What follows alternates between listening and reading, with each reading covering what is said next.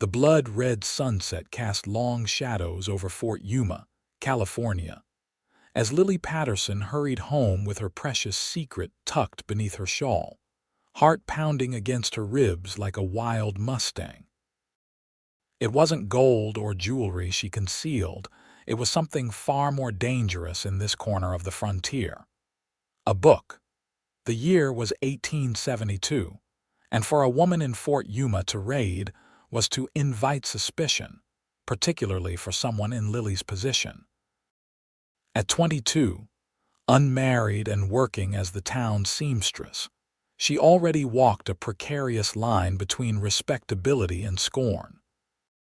The daughter of a schoolteacher mother who had taught her letters before consumption claimed her life when Lily was just 11. She kept her literacy hidden like a shameful disease. Lily slipped through the back door of her small cottage at the edge of town, breathing a sigh of relief once safely inside. She drew the curtains before removing the leather-bound volume from beneath her shawl. Her fingers traced the embossed lettering of Jane Eyre reverently. Mrs. Holloway, the elderly widow who ran the general store, was the only person in Fort Yuma who knew Lily's secret. The old woman occasionally loaned books from her private collection, always with the same warning. Be careful, child. Some folk here think a woman's mind isn't meant for literature. Lily lit a single candle, precious in this resource-scarce frontier town, and opened to where she had left off the night before. Jane's passionate declaration to Rochester, "I am a free human being with an independent will," made Lily's heart swell. In these characters, she found kindred spirits across an ocean and decades of time. The next morning dawned blazing hot, as most days did in Fort Yuma. The town sat at the junction of the Colorado and Gila rivers, a vital crossing point that had first been a military outpost before growing into a small settlement. Its position made it important for travelers and traders, despite summer temperatures that regularly exceeded 120 degrees. Lily opened her small shop promptly at 8, arranging her needles and threads while the bell above the door announced her first customer of the day. "Morning, Miss Patterson." Sheriff Wallace tipped his hat. "Got a tear in my Sunday shirt, needs mending before service tomorrow." "Of course, Sheriff, I'll have it ready by this evening." The aging lawman placed the folded shirt on her counter. "Much obliged. Say, heard tell there's a cattle drive coming through. Might bring some business your way." Lily nodded politely, though inwardly she tensed. Cattle drives meant cowboys, and cowboys often meant trouble for a woman alone. Still, business was business, and winters were lean enough that she couldn't afford to turn away potential customers. "Appreciate the information, Sheriff." After he left, Lily settled into her work, fingers moving deftly through fabric as her mind wandered to the world of her book. The morning passed quietly until the door swung open again around noon, bringing with it a blast of desert heat and a tall silhouette that momentarily blocked the sunlight. The man who entered removed his hat, revealing sun-bleached hair the color of wheat and eyes as blue as the rare desert spring. Dust covered his denim pants and cotton shirt, and the worn leather of his boots spoke of many miles on horseback. "Afternoon, madam," he said, his voice carrying the slight drawl of Texas. "Name's Finn Galloway.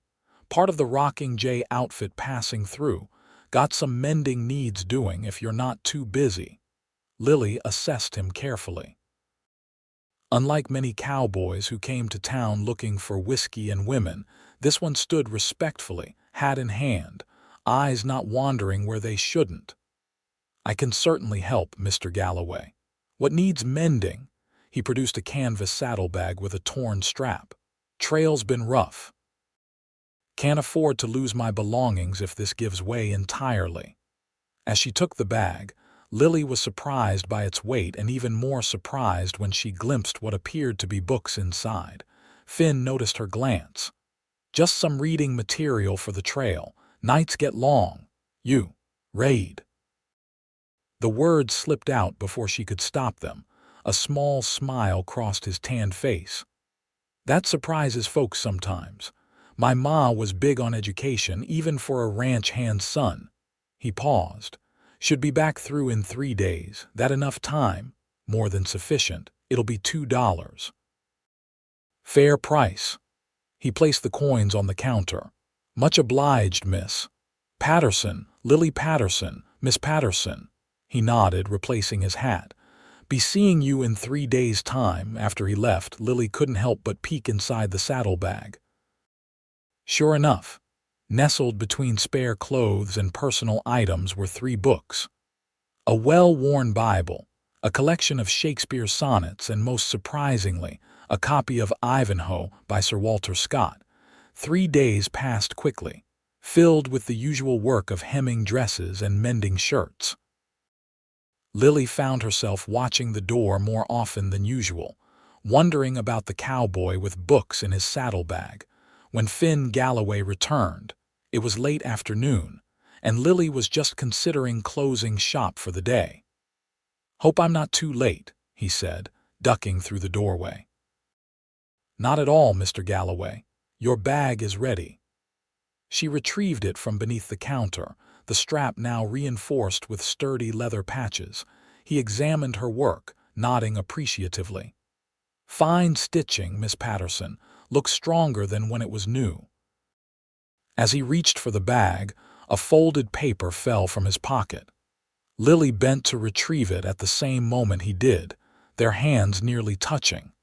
The paper unfolded slightly, revealing elegant handwriting. Your handwriting is quite refined for a cowboy, she remarked, then immediately regretted the comment. It wasn't her place to make such observations. To her surprise, Finn laughed. That's not mine. Wish it was. That there's a letter from my sister. She writes me wherever I go.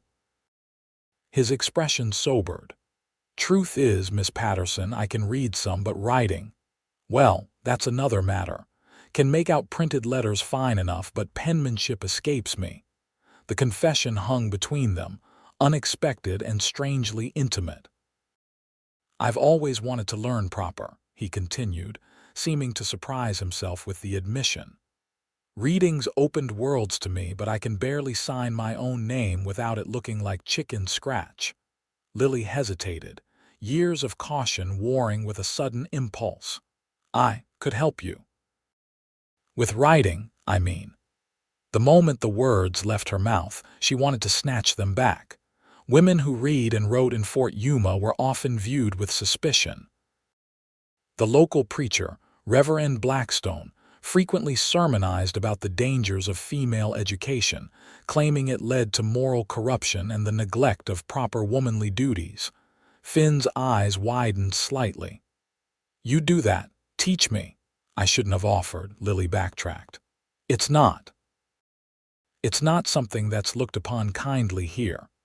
That you can read and write, she nodded, lowering her voice even though they were alone. My mother taught me before she passed. I've kept it to myself, mostly. People here believe women have no business with books. Finn leaned slightly forward, his voice equally quiet. Miss Patterson, where I'm from, education's rare enough that anyone who has it is valued, man or woman. I'd be honored to learn from you, and your secret would be safe. Lily considered his earnest expression. The cattle drive would be moving on eventually. What harm could there be in helping someone eager to learn during the brief time he was here? The drive will be here another 2 weeks, Finn continued.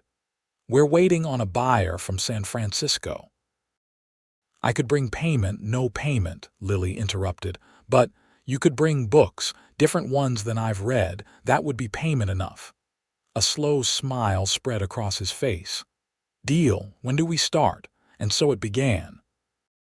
Every evening after Lily closed her shop, Finn would arrive with a book tucked inside his jacket. They would sit at her small table by lamplight, working on his penmanship. She fashioned writing exercises from scraps of fabric too small for sewing, showing him how to form letters with the proper slant and spacing. "Hold the pencil more loosely," she instructed on their third evening together. "You're gripping it like it's going to run away." Finn laughed. "Sorry. These hands are better with rope than writing instruments." "Your hands are perfectly capable," Lily said, demonstrating again. "See how the letters flow when you don't force them." As the days passed, Lily found herself looking forward to their evening sessions with an anticipation that both excited and alarmed her. Finn was unlike any man she'd met, thoughtful, eager to learn, and respectful of her knowledge.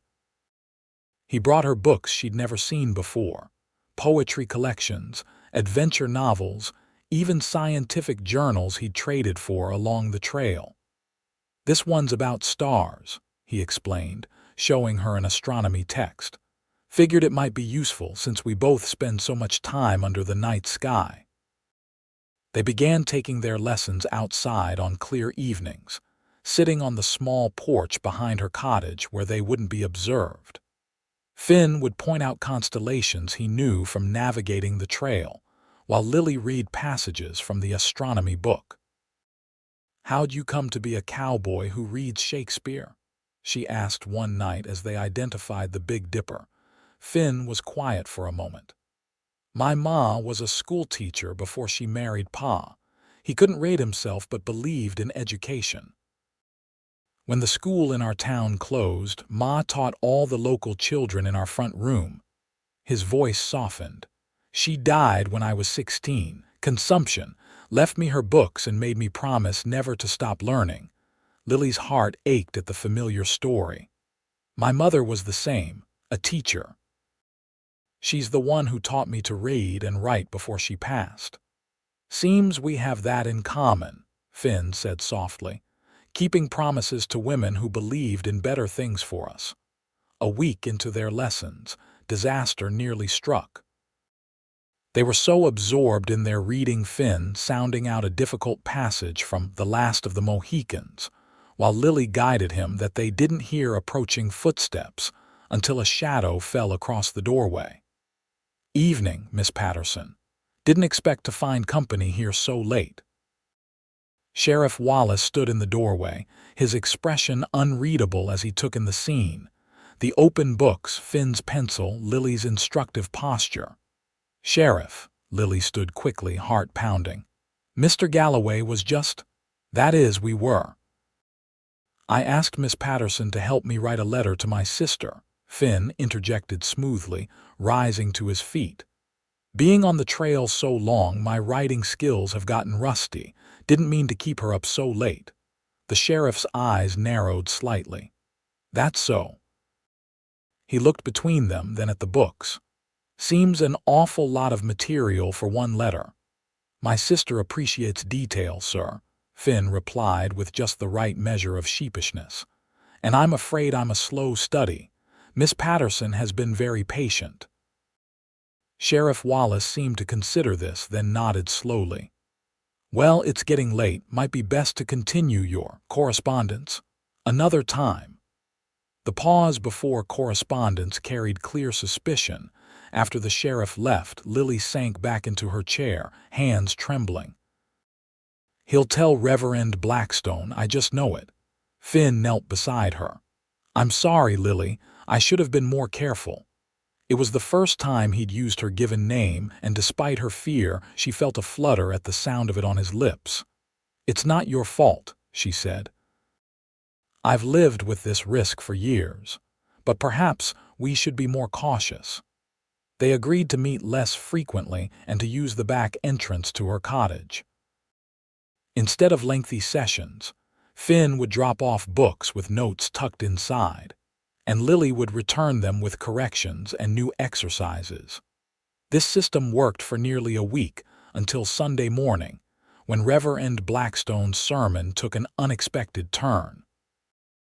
"Beloved congregation," his voice boomed through the small church, "we must be vigilant against the corruption of God's natural order. When Eve ate from the tree of knowledge, she brought sin into the world. When women reach beyond their ordained place, They invite the same temptation. Lily sat rigid in her pew, aware of glances darting her way. There are those among us, the Reverend continued, who might be engaging in such dangerous pursuits. The female mind is not designed for the strain of excessive reading and writing. Such activities lead to nervousness, dissatisfaction with woman's holy duties, and moral decay. By the time service ended, Lily felt as though a noose had been placed loosely around her neck. No direct accusation had been made, but the message was clear. As she hurried from the church, several women who had previously been friendly turned away from her greetings. Mrs. Holloway caught up with her on the dusty street. "Be careful, child," the elderly woman whispered. "Wallace was asking questions at the store yesterday about you and that cowboy." Lily's stomach twisted with fear. "We weren't doing anything wrong." "You know that doesn't matter here." Mrs. Holloway squeezed her arm. "Just watch yourself." That evening, Finn appeared at her back door, concern etched on his face. "Heard about the sermon. Word travels fast in a cattle camp." "You shouldn't be here," Lily said, though she stepped aside to let him in. "People are talking. Let them talk. I brought you something." From inside his vest, he produced a small package wrapped in brown paper. "Open it." Inside was a leather-bound journal, its pages creamy and blank, with a small pencil tucked into the spine. "For your own words," Finn explained. "You've spent so long reading other stories. Thought maybe you might want to write your own." Lily ran her fingers over the smooth leather. No one had ever given her such a thoughtful gift. "It's beautiful, but I can't accept, please." His hand covered hers. "The drive moves on in 3 days. I wanted you to have something to remember our lessons." The reminder of his imminent departure felt like a physical pain. In just 2 weeks, this man had awakened something in Lily that she hadn't known was sleeping, not just the joy of sharing her secret knowledge, but the pleasure of being truly seen and valued for her mind.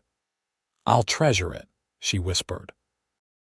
They stood close, the journal between them, when a loud knock at the front door startled them apart. "Miss Patterson, open up, please." Sheriff Wallace's voice carried through the thin walls. "The back door," Lily whispered urgently. "Go, quickly." Finn hesitated. "I don't want to leave you alone with this." "Please, Finn. It will be worse if he finds you here." Reluctantly, he slipped out the back door just as Lily opened the front to find not only Sheriff Wallace but also Reverend Blackstone standing on her porch. "Good evening, gentlemen," she said, fighting to keep her voice steady. "What brings you here so late?" "May we come in, Miss Patterson?" the Reverend asked, though his tone made it clear it wasn't really a request. Once inside, Reverend Blackstone wasted no time. "It has come to our attention that you have been engaging in inappropriate activities, teaching a man to read and write, unchaperoned in your home after dark." "He already knew how to read," Lily replied, then immediately regretted the defensive admission. "So you admit to the accusation?" Sheriff Wallace asked. "I admit to helping someone improve their literacy. There's no law against that." "Perhaps not a civil law," Reverend Blackstone interjected, "but there are God's laws to consider. A young, unmarried woman entertaining a man alone is scandalous enough. Add to that the unnatural pursuit of advanced literacy for a female." Lily's fear began to give way to anger. "Unnatural? My mother was a teacher. There was nothing unnatural about her wanting to pass knowledge to her child." "Your mother was not from Fort Yuma," the Reverend said dismissively. "Our community has standards, traditional values." "Is ignorance a value, Reverend?" The sharp retort hung in the air. Sheriff Wallace cleared his throat uncomfortably while Reverend Blackstone's face darkened. "Miss Patterson, I've tried to be understanding of your situation as a woman alone," the sheriff said. "But folks are talking. If you want to maintain your standing in this community, certain behaviors need to stop." "What Mr. Wallace is saying," the Reverend added, is that your business depends on the goodwill of this town. It would be a shame if ladies stopped bringing their mending to a woman of questionable reputation. The threat was thinly veiled but crystal clear. Lily's livelihood, her very survival in this harsh frontier, depended on community acceptance. I understand, she said quietly, though inside she felt something breaking. After they left, Lily sat alone in her small cottage, clutching the journal Finn had given her. For the first time since her mother died, she allowed herself to cry, not just for the immediate threat to her life in Fort Yuma, but for the cruel smallness of a world that would punish knowledge and connection. She didn't expect Finn to return after the confrontation, but the next morning, as she was opening her shop, he appeared, determination written across his features. "Come with me," he said without preamble. "What? When the drive moves on. Come with me." Lily stared at him. "Finn, I can't just leave. This is my home, my business." "Is it a home if you have to hide who you are? A business if they're threatening to take it from you?" He stepped closer. "I've been thinking about this all night. The outfit I ride with is heading to San Francisco. There are opportunities, they're real opportunities. Schools that need teachers, people who value education. You're asking me to leave everything I know on the word of a man I've known for 2 weeks," Lily said, though something in her yearned toward the possibility. "I'm asking you to trust yourself enough to imagine a different life." Finn took her hands in his. "Lily, in the short time I've known you, I've seen a woman of intelligence, courage, and kindness. Those qualities are being wasted here. And yes, I have my own reasons for wanting you to come, feelings I probably have no right to, given how briefly we've known each other." Her heart quickened. "Feelings?" His blue eyes held hers steadily. "I've never met anyone like you. Someone who shares my love of books and learning, who sees beyond what I am to what I could be. I'm not asking for any promises, just a chance to know you somewhere people won't condemn us for reading together." Before Lily could respond, the shop door opened, and Mrs. Holloway hurried in, her usually calm demeanor visibly shaken. "Lily, dear, you need to know." Oh, she stopped short at the sight of Finn. "Mr. Galloway, perhaps it's good you're here too." "What is it, Mrs. Holloway?" Lily asked. The older woman glanced nervously toward the door. "Reverend Blackstone is organizing a town meeting for this afternoon, about moral concerns in our community. Your name wasn't mentioned specifically, but—" She shook her head. "It doesn't sound good, dear." Lily felt the blood drain from her face. In small frontier towns like Fort Yuma, public censure could be devastating. Women accused of impropriety had been driven out with nothing but the clothes on their backs. "When is the drive leaving?" she asked Finn, her mind racing. "Dawn tomorrow. We're camped just north of town." Lily looked between Finn and Mrs. Holloway, weighing impossible choices. Stay and face public humiliation, possibly lose her business, all for the crime of being literate. Or leave everything familiar to follow a man she barely knew to an uncertain future. "Mrs. Holloway," she said finally, "would you be willing to buy my shop? I know it's sudden, but you've mentioned wanting to expand your fabric selection at the general store." The elderly woman's eyes widened. "Lily, are you certain?" "I think I need to be," Lily replied, looking at Finn. "I need to pack my things and settle my affairs today. Can you come for me before dawn?" The hope that bloomed on his face made her decision feel right despite its rashness. "I'll be here," he promised. The next hours passed in a blur of activity. Mrs. Holloway, bless her practical heart, didn't waste time with arguments once she understood Lily's determination. They quickly agreed on a fair price for the shop inventory and equipment. Lily packed her mother's few keepsakes, her clothes, and most precious of all, her small collection of books into 2 carpet bags. As evening fell, she heard the church bell calling people to the town meeting. From her window, she watched townspeople file into the small building, no doubt ready to hear Reverend Blackstone condemn her way of life. Instead of fear, she felt an unexpected lightness. By the time they emerged, she would be sleeping her last night in this cottage, preparing for a dawn departure from their judgment. Lily wrote 2 letters that night.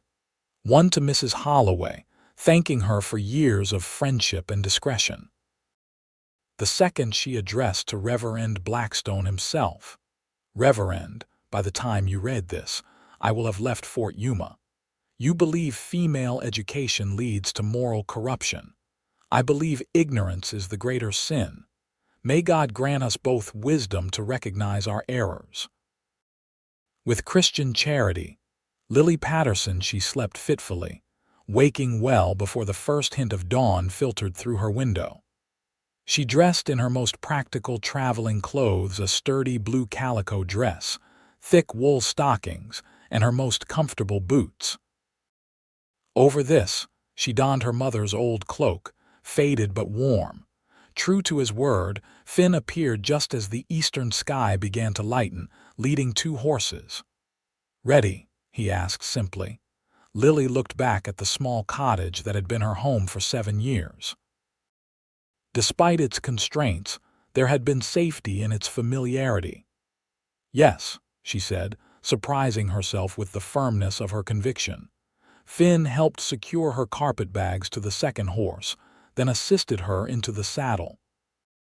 They rode quietly through the sleeping town, past the church where just hours before her character had likely been dissected, past the shuttered general store where Mrs. Holloway would find her letter, and finally toward the cluster of cowboys preparing to move the herd north.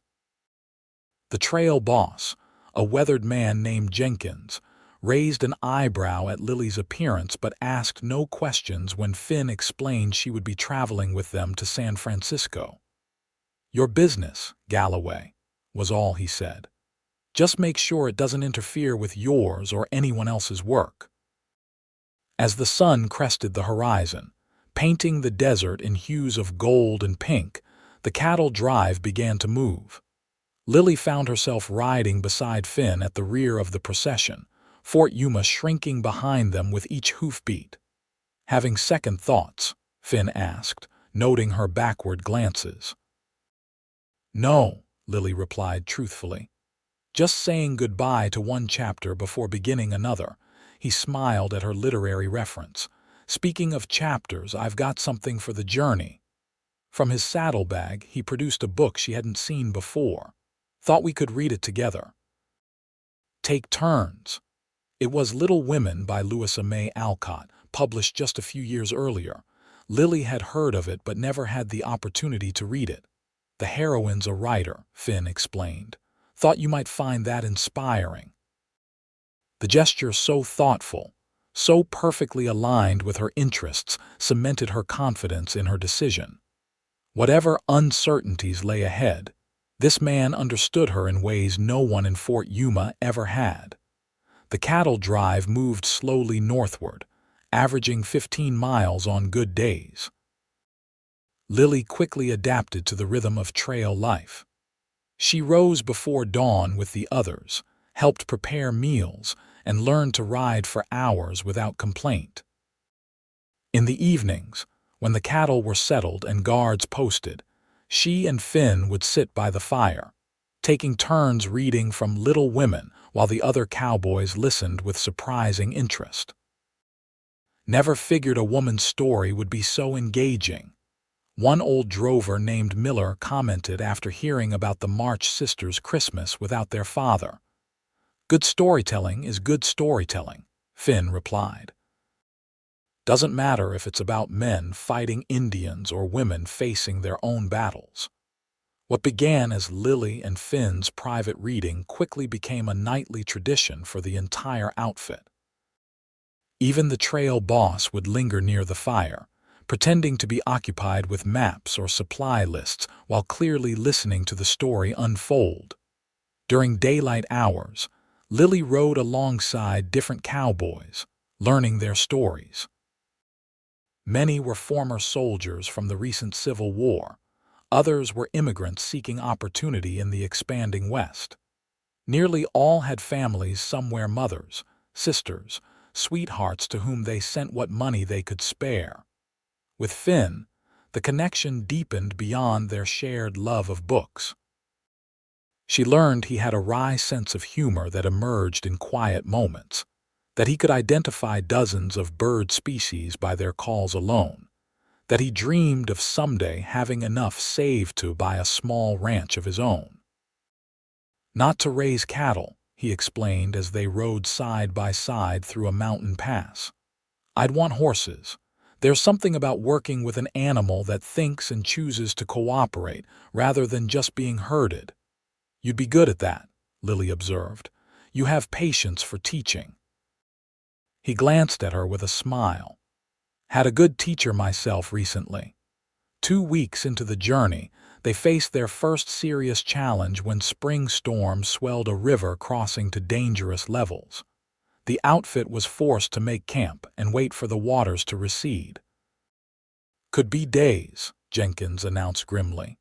Maybe a week. We'll need to ration supplies. The delay created tension among the men, who were paid by the completed drive, not by the day. Idle hands and frustration were a dangerous combination on the trail. That evening, instead of their usual reading, Lily suggested something different. In my bag I have paper and pencils.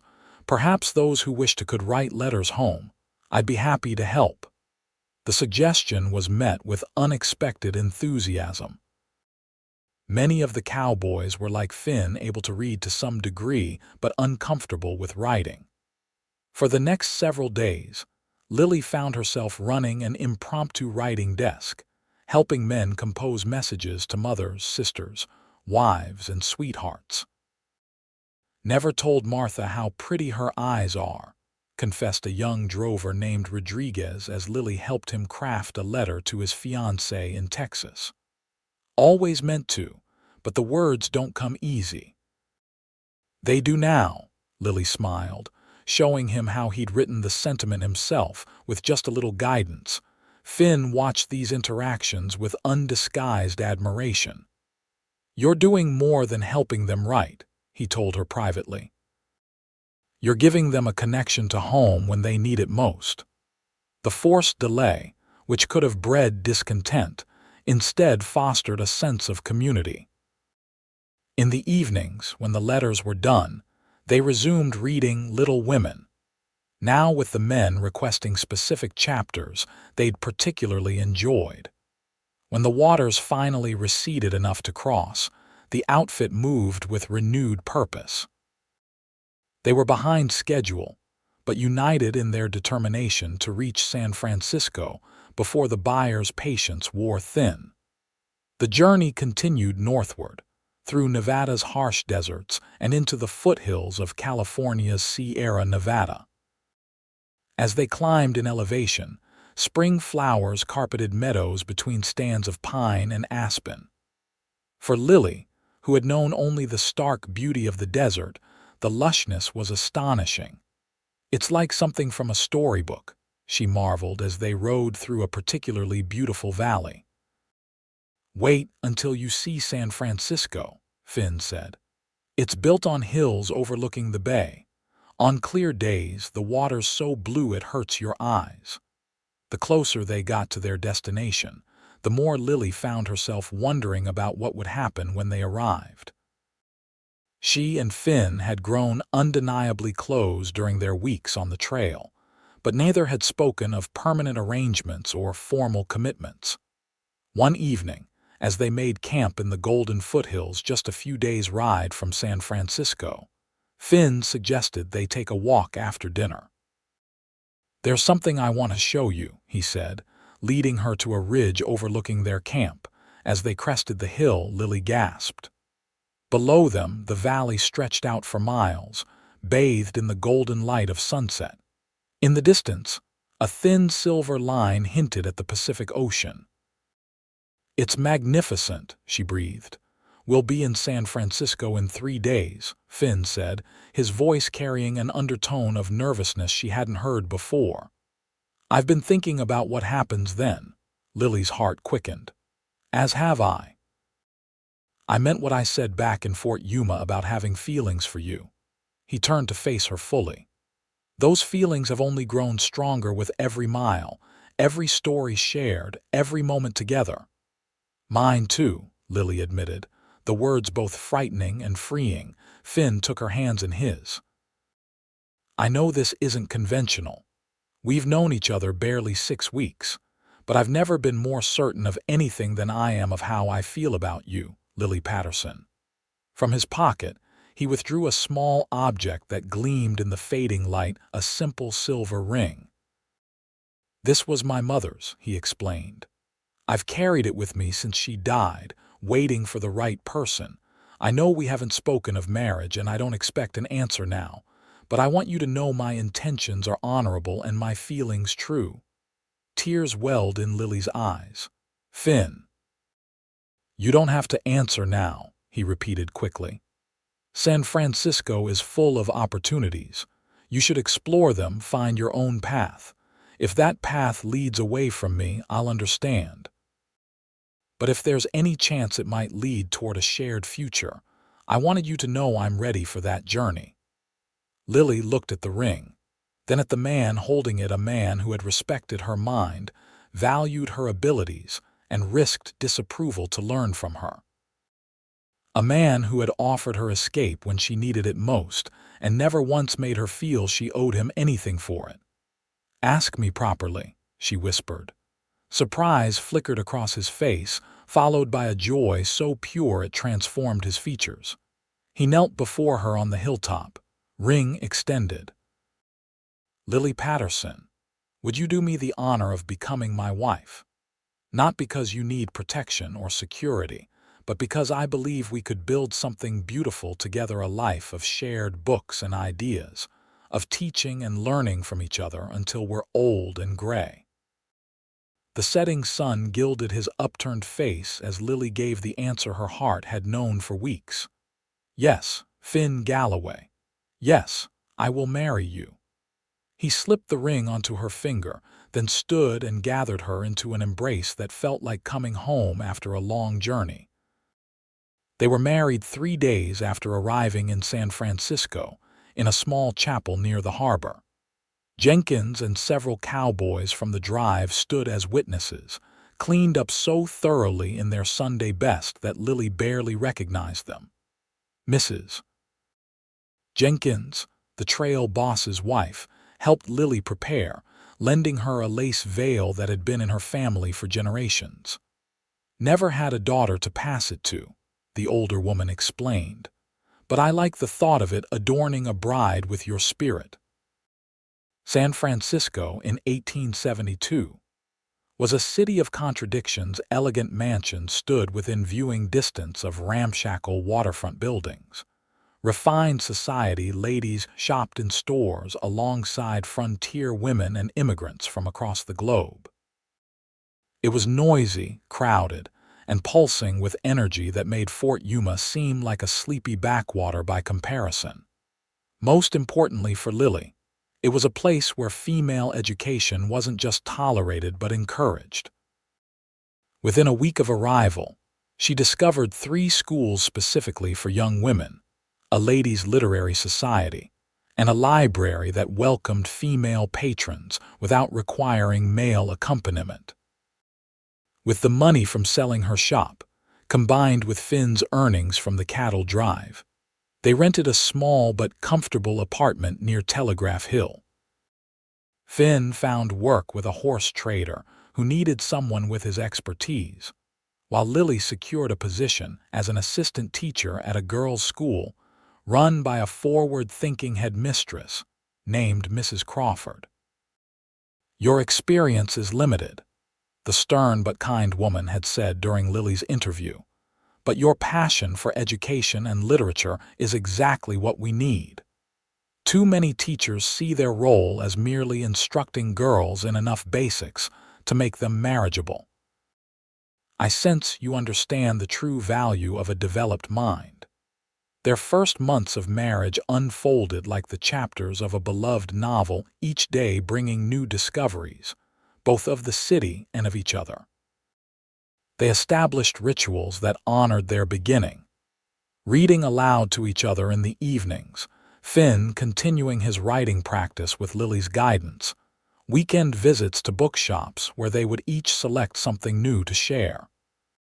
Finn proved as quick a study in married life as he had been in penmanship, approaching domestic partnership with the same earnestness he'd shown during their lessons. He respected Lily's work at the school, proudly telling colleagues about his teacher wife and creating space in their small home for her to prepare lessons. For her part, Lily blossomed in an environment where her intelligence was valued rather than hidden.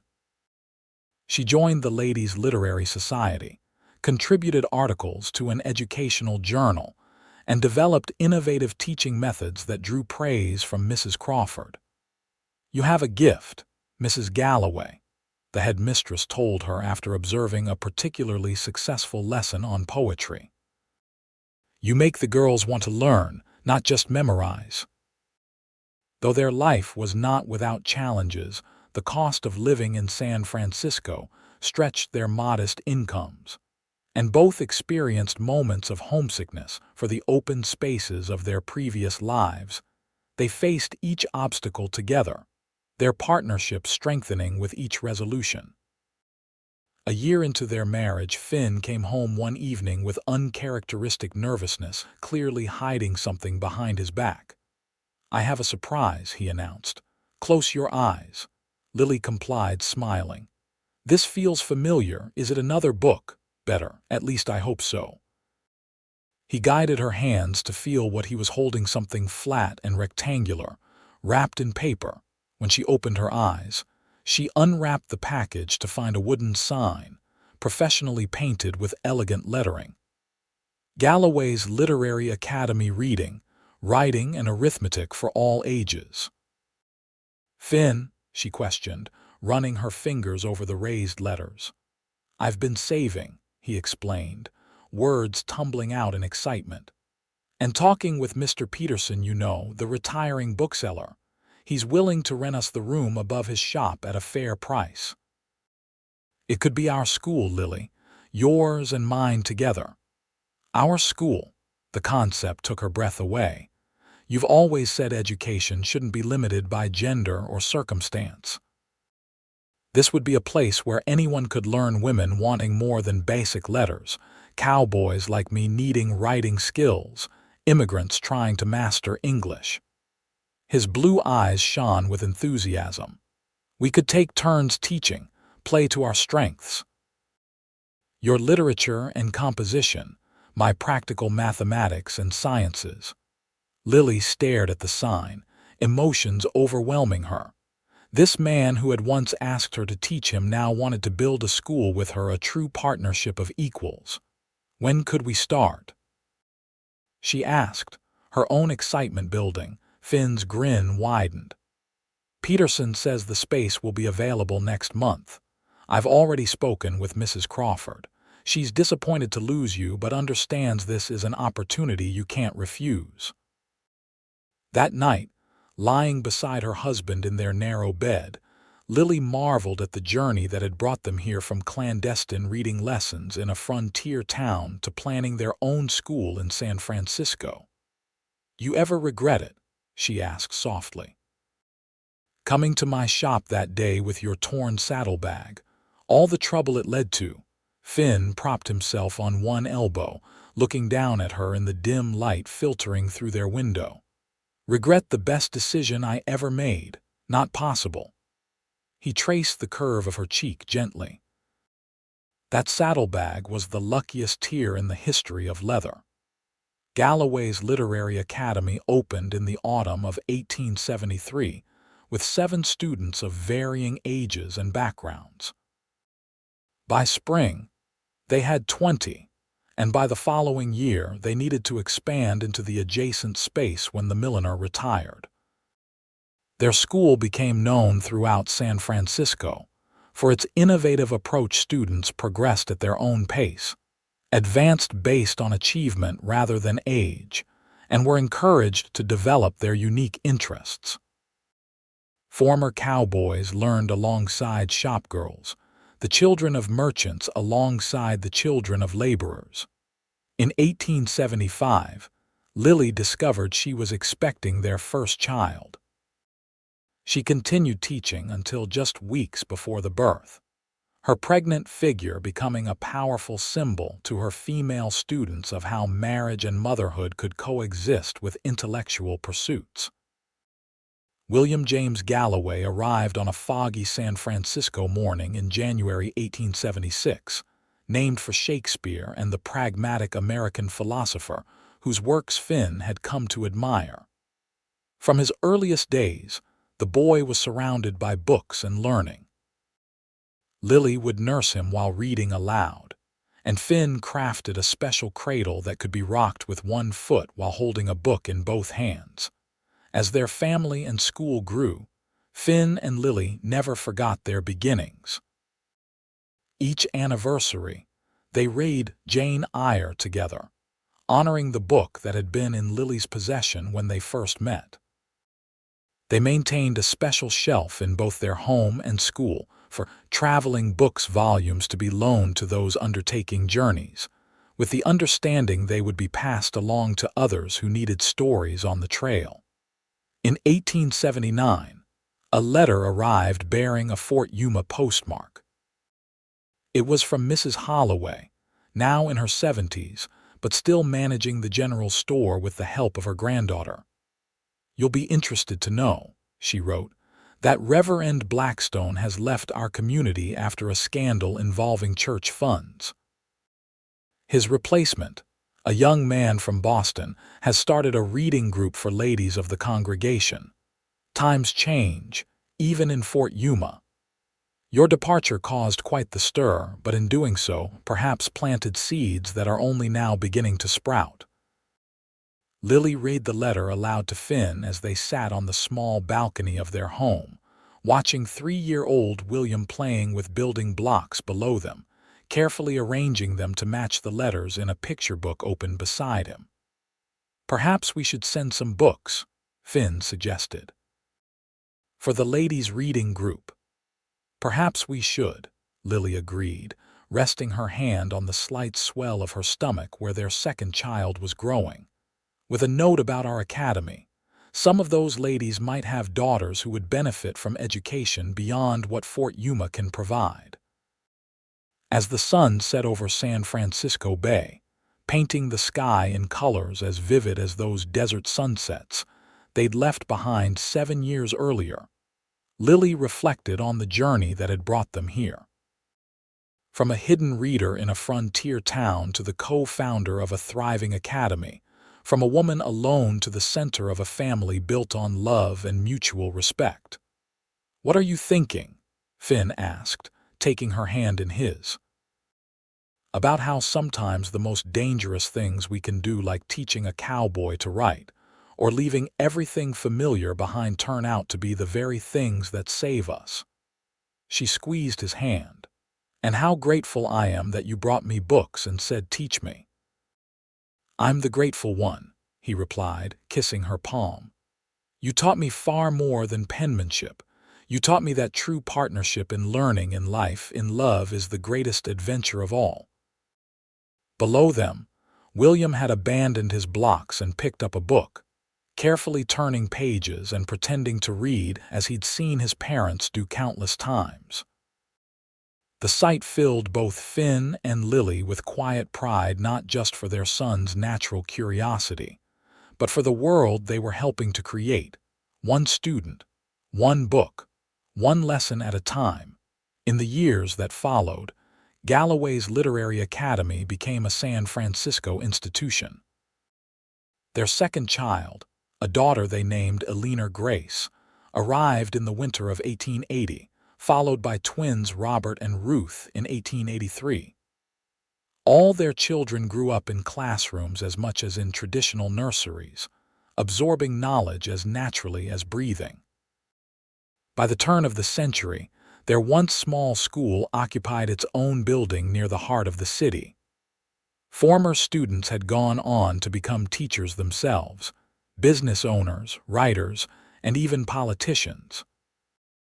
Many credited the Galloways' unconventional methods with giving them the confidence to pursue dreams that might otherwise have seemed impossible. On the 20th anniversary of the Academy's founding, a special celebration brought together hundreds of past and present students. One by one, they stood to share how the school had changed their lives. "I was a laundress who couldn't sign my name," said an elegantly dressed woman who now owned 3 successful businesses. "Mrs. Galloway never made me feel ashamed of what I didn't know, only excited about what I could learn. I was a ranch hand who thought books weren't for men like me," added a gentleman who had become a respected journalist. "Mr. Galloway showed me otherwise by example."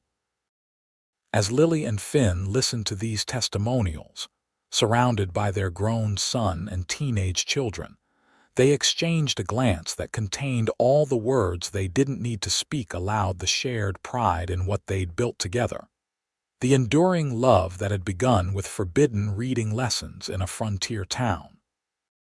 Later that night, alone in their bedroom, Finn presented Lily with a gift, a first edition of Jane Eyre he'd spent years tracking down. "For the woman who taught me that independence and love are not opposing forces," he said, echoing Jane's famous declaration that had so moved Lily when they first met. "We've come a long way from that seamstress shop in Fort Yuma," Lily mused, running her fingers over the precious volume.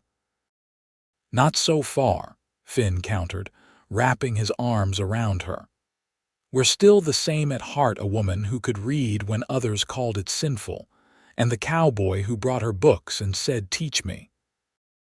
And in that moment, with the sounds of San Francisco's night humming around their home, with decades of shared history between them and more years still to come, Lily knew the greatest story she had ever been part of was their own, a tale of courage, learning, and a love that had begun with the simple, revolutionary act of sharing knowledge.